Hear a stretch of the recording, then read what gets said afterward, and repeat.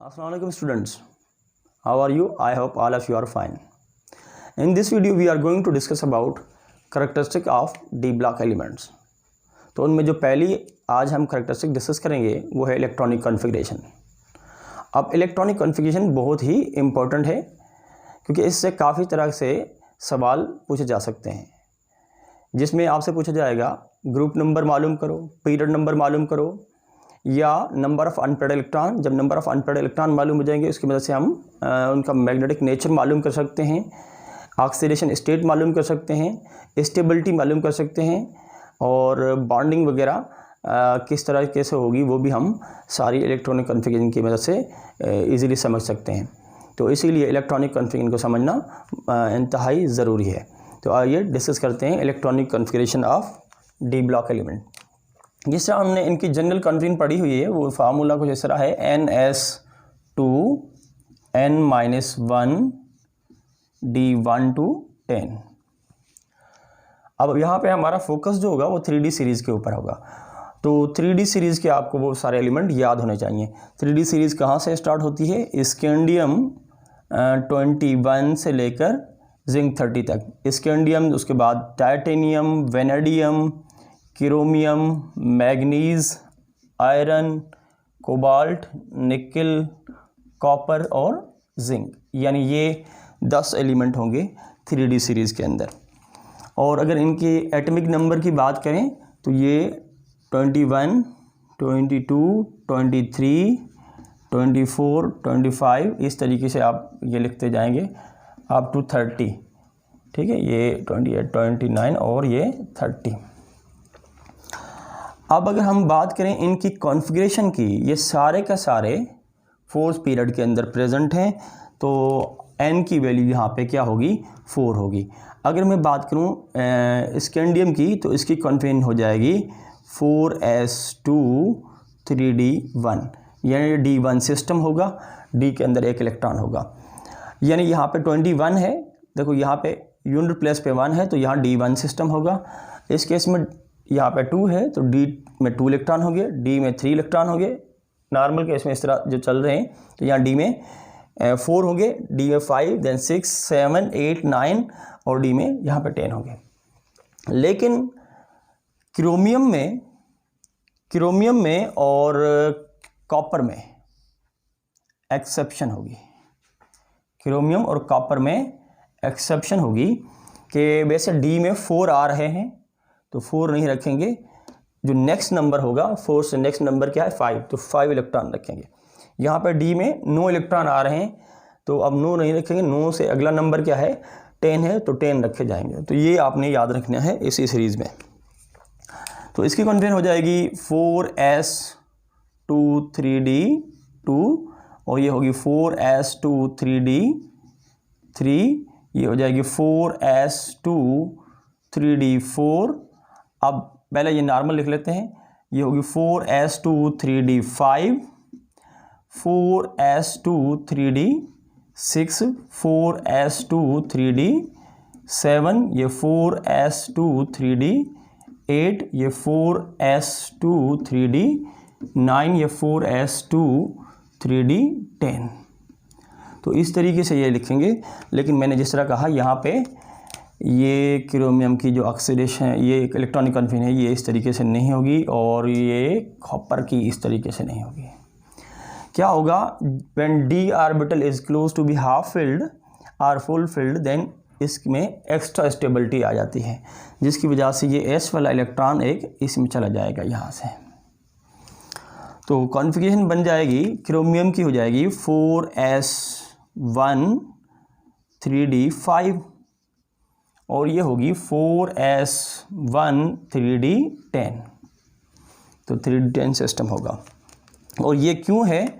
ये हो रहा है, ये यानी रीज़न है इसका due to extra stability of half field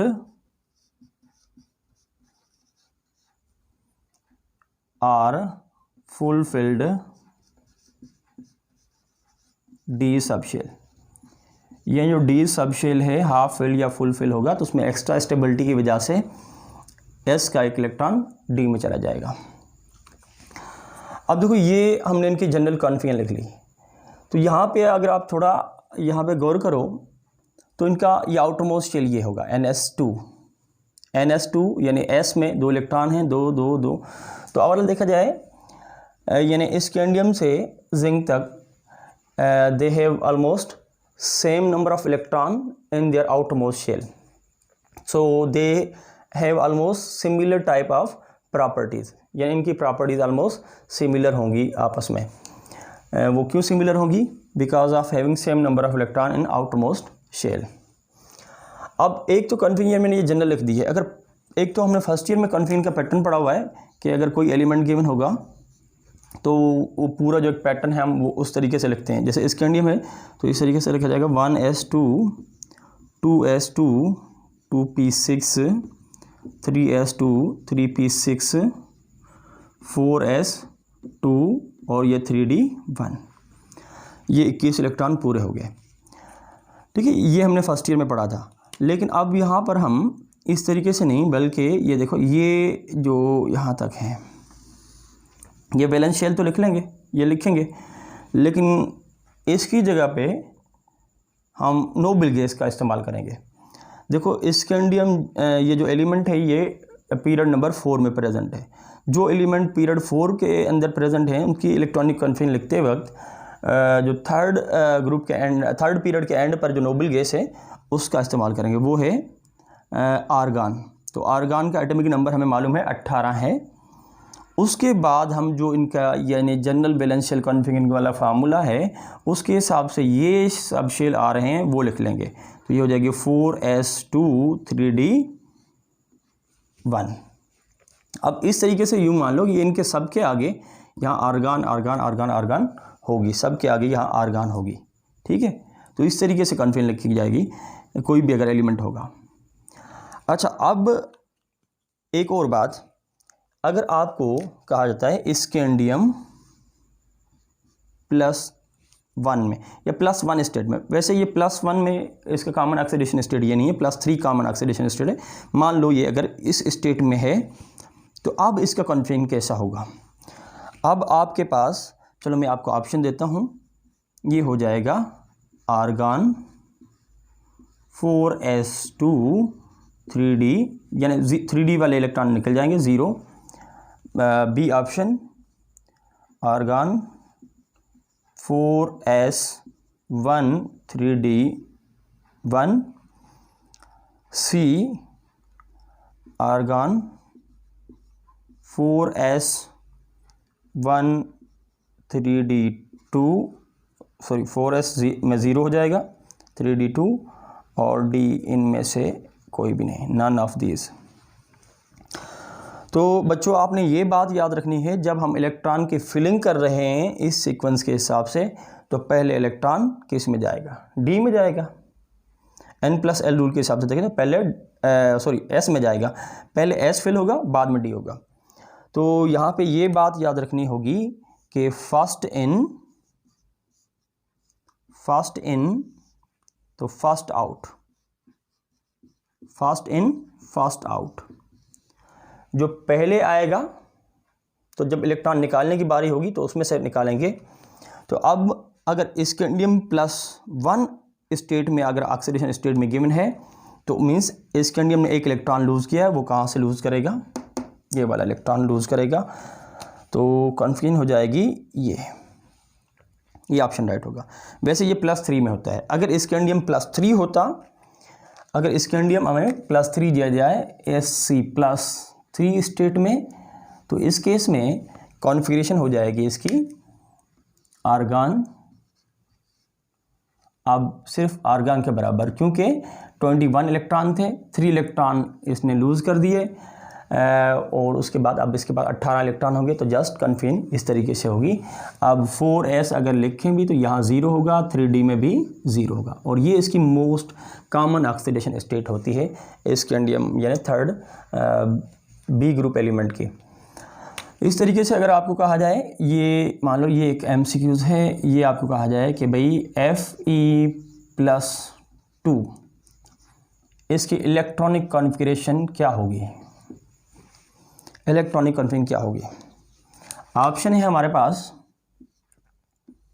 argon 4s2 3d4, argon 4s1 3d5, C argon 3d6, D argon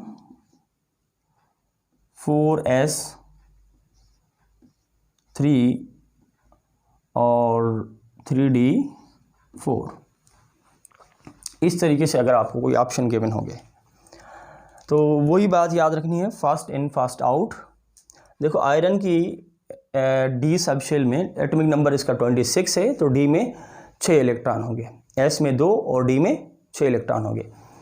अब +2 ऑक्सीडेशन स्टेट में ये कौन से इलेक्ट्रॉन लूज़ करेगा? तो एस वाला इलेक्ट्रॉन लूज़ करेगा। तो यहाँ पे ऑप्शन कौन सा राइट होगा? ये डी ऑप्शन राइट होगा, क्योंकि यहाँ पे डी में 0 है।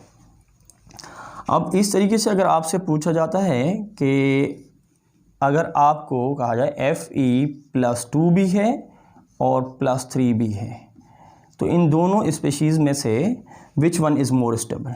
Which one is more stable? तो ये सवाल है। अब ऑप्शन आपको दिए जाते हैं Fe+2, ऑप्शन बी Fe+3 और C both are equally stable both, और डी नन ऑफ दीज। ठीक है, तो जिस तरह हमने पहले कहा कि whenever D orbital is half filled और full filled and there are 5 और 10 electron in D subshell, तो उसके अंदर एक्स्ट्रा स्टेबिलिटी होती है, वो स्टेबल सिस्टम होता है। अगर देखा जाए जिस तरह यहाँ पे हमने देखा कि Fe+2 है तो D6 सिस्टम है, अगर Fe+3 होगा तो D के अंदर 5 इलेक्ट्रॉन आ जाएंगे, तो इसका मतलब ये ज़्यादा स्टेबल होगा। ठीक है, ये वाला ज़्यादा स्टेबल होगा। अब कुछ और MCQs इनमें से किस तरीके से पूछे जा सकते हैं वो देखते हैं हम। जैसा कि आपको इस तरीके का सवाल आ सकता है कि an element X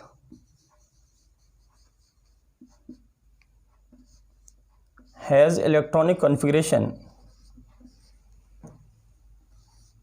argon 4s2 3d7, 4s2 3d7, what is its group number? Its group number यानी इसका ग्रुप नंबर कौन सा होगा, ये कौन से ग्रुप के अंदर प्रेजेंट है? Option A 3rd B, option B 6B, option C 8B, option D none of these. ठीक है, अब कौन सा ऑप्शन है, हम कैसे जज करेंगे? देखो बच्चों, जो ग्रुप नंबर होता है ना, group number is equal to, यानी जो इलेक्ट्रॉन होंगे वैलेंस शेल में इनको सम करेंगे, equal to electron in valence shell,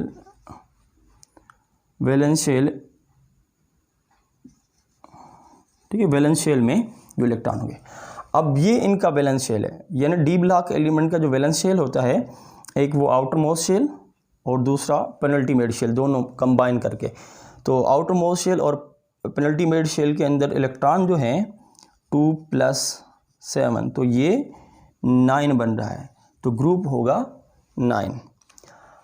अब अगर हम ग्रुप की बात करते हैं तो ये तो चलो भाई ठीक है, अगर ग्रुप पीरियोडिक टेबल में इस तरीके से 1 से लेकर 18 तक हमें मालूम है ग्रुप हैं, तो 9 ऑप्शन ठीक है। अब ऑप्शन में उन्होंने पूछा है रोमन नंबर में लिखा हुआ है 3rd B, 6th B, से एट्थ बी आर कोई भी नहीं। तो यहाँ पे ऑप्शन कौन सा ठीक होगा, तो हम कैसे मालूम करेंगे? जैसे कि हमने मालूम है कि जो थर्ड बी है वो थर्ड ही होता है, 4 वाला 4 होगा, 5 वाला 5 होगा, 6 वाला 6 होगा, और 7 वाला 7 होगा, 8 वाला 8 होगा, तो 9 वाला 9 बी तो होता ही नहीं है, 9 बी होता ही नहीं है। तो अब ये कौन सा ऑप्शन होगा? तो यहाँ पे ये याद रखना है, जो 8 बी है ना, 8 बी के अंदर 3 इस तरह के कॉलम हैं, 3 इस तरीके के कॉलम है 8 बी के अंदर, और यहाँ पर जो है इसमें इसमें आएगा, यानी तीनों ये ग्रुप जो है वो सब ग्रुप बी का पार्ट है। यानी ये होगा Fe आयरन, ये कोबाल्ट और ये निकल, ये तीनों जो है ये एलिमेंट हैं, they are present in 8th B. तो ऑप्शन राइट कौन सा होगा? C, option C is right one. अच्छा, नेक्स्ट सवाल जो आपसे पूछा जा सकता है इलेक्ट्रॉनिक कन्फ्यूजन से रिलेटेड, वो इस तरीके से हो सकता है कि how many number of unpaired electrons are present in chromium +3। ठीक है, क्रोमियम +3 में कितने नंबर ऑफ अनपेयर्ड इलेक्ट्रॉन होंगे? क्रोमियम +3। अब ऑप्शन है हमारे पास A 3, B B हो जाएगा 2, C 4 और D नन ऑफ दिस। तो ये हमारे पास ऑप्शन है। पूछा गया है how many number of unpaired electron are present in chromium +3। देखो, क्रोमियम का एटॉमिक नंबर 24 है, तो मान लो डी में 4 इलेक्ट्रॉन होंगे, और हम जानते हैं कि डी में 4 इलेक्ट्रॉन जब हों या 9 इलेक्ट्रॉन हो तो एक एस वाला इलेक्ट्रॉन डी में चला जाता है, यानी D5 और S1 सिस्टम है। अगर हम देखें क्रोमियम 24 एटॉमिक नंबर है, तो ये D5 और S में 1 है, 4S1 है। अब जब इलेक्ट्रॉन लॉस करने की बारी आएगी तो मैंने कहा था फर्स्ट इन फर्स्ट आउट, तो पहले इलेक्ट्रॉन जब फिल कर रहते हैं तो पहले S में जाएगा, अब लॉस भी S करेगा, तो ये एक S वाला निकला तो +1 चार्ज आएगा। अब 2 D से निकलेंगे तो क्रोमियम +3 ऑक्सीडेशन स्टेट में इसकी कन्वर्जन हो जाएगी 3D3 4S0। अब ये 0 वाला लिखें या नहीं लिखें कोई मसला नहीं है, तो 3D3 होगा। अब D के 5 ऑर्बिटल होते हैं, और हमें मालूम है कि एक ऑर्बिटल में मैक्सिमम 2 इलेक्ट्रॉन आ सकते हैं विथ अपोजिट स्पिन, लेकिन अगर 5 डीजेनरेट ऑर्बिटल अवेलेबल होंगे तो according to Hund's rule electron would occupy degenerate orbital singly. ठीक है, तो पहले ये हमारे पास इस तरीके से ये डीजेनरेट ऑर्बिटल हैं, और इलेक्ट्रॉन कितने हैं? 3, तो एक इलेक्ट्रॉन इसमें होगा, एक इसमें होगा, एक इसमें होगा, तो अनपेयर्ड इलेक्ट्रॉन कितने हुए? 3। तो ऑप्शन राइट कौन सा होगा? Option A is correct. देखो, जब हमने अनपेयर्ड इलेक्ट्रॉन मालूम कर लिए और आपसे पूछा जाए कि क्रोमियम जो है ये पैरामैग्नेटिक है या डायमैग्नेटिक है, देखो अनपेयर्ड इलेक्ट्रॉन जब होंगे तो वो सब्सटेंस पैरामैग्नेटिक नेचर का होगा। तो इस तरीके से आप पैरामैग्नेटिक या डायमैग्नेटिक मालूम कर सकते हैं। इस तरीके से अगर आपसे पूछा जाए स्कैंडियम +3 स्टेट में इज इट पैरामैग्नेटिक, ये सवाल है, क्या ये पैरामैग्नेटिक होगा?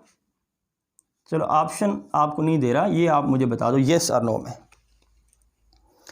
आपके पास 2 ही ऑप्शन है, ए यस, बी नो। कौन सा ऑप्शन राइट होगा। देखो स्कैंडियम D1 सिस्टम है, D के अंदर एक इलेक्ट्रॉन होता है, S के अंदर 2 इलेक्ट्रॉन हो गए। जब +3 ऑक्सीडेशन स्टेट में तो S के 2 इलेक्ट्रॉन भी लूज़ करेगा ये, और D के अंदर जो एक इलेक्ट्रॉन है वो भी लूज़ करेगा। तो अब इसके पास कोई भी अनपेयर्ड इलेक्ट्रॉन नहीं बचेगा। 18 इलेक्ट्रॉन होंगे, वो सारे के सारे अगर ऑर्बिटल में देखेंगे तो वो पेयर्ड होंगे। तो ये क्या होगा, पैरामैग्नेटिक नहीं होगा। Option B is correct. तो इस तरीके से काफ़ी सारे सवाल जो है आप लोगों से पूछे जा सकते हैं जब इलेक्ट्रॉनिक कन्फिगरेशन आपको गिवन होगी किसी भी एलिमेंट की, आयन की। और आपसे ये भी पूछा जा सकता है कि भाई ये जो आयन होगा ये अगर किसी पर्टिकुलर ऑक्सीडेशन स्टेट में है तो ये इसके जो कॉम्प्लेक्स बनेंगे, कंपाउंड होंगे, वो कलर्ड होंगे या कलरलेस होंगे।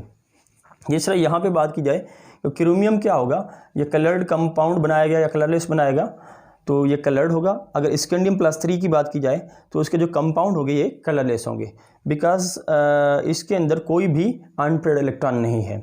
देखो अगर D सब शेल के अंदर इलेक्ट्रॉन पेयर्ड हो जाएंगे तो फिर वो कॉम्प्लेक्स कलरलेस हो जाएंगे। लेकिन इसमें कुछ एक्सेप्शन भी आएगी, वो डिपेंड करेगा अगर लिगेंड जो अटैच हो रहा है सेंट्रल एटम के साथ वो आया कि स्ट्रॉन्ग फील्ड है या वीक फील्ड है। इस बात को मज़ीद हम इस तरफ नहीं जाते क्योंकि ये बहुत फिर आगे चला जाएगा, हमारे कोर्स में इतना डिटेल में नहीं है। लेकिन आपने इतना याद रखना है कि अगर अनपेयर्ड इलेक्ट्रॉन हैं D में तो वो कलर्ड कंपाउंड शो करेगा, यानी कलर्ड होंगे उसके कंपाउंड, और अगर इलेक्ट्रॉन पेयर्ड हैं सारे तो वो कलरलेस होंगे।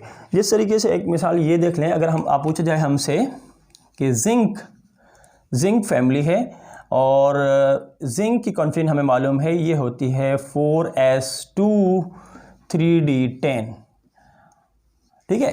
चाहे इस स्टेट में हो या जिंक हमारे पास Zn+2 स्टेट में हो तो यहाँ S वाले इलेक्ट्रॉन रिमूव हो जाएंगे, तब भी D में 10 इलेक्ट्रॉन होंगे। D में 10 इलेक्ट्रॉन हैं, all are paired, so zinc +2 oxidation state में डायमैग्नेटिक होगा और ये इसके जो कंपाउंड होंगे वो कलरलेस होंगे। तो बच्चों ये तो था electronic configuration of D block element. इंशाल्लाह नेक्स्ट वीडियो में हम नेक्स्ट प्रॉपर्टीज़ जो हैं 1 बाय 1 वो D ब्लॉक के डिस्कस करेंगे।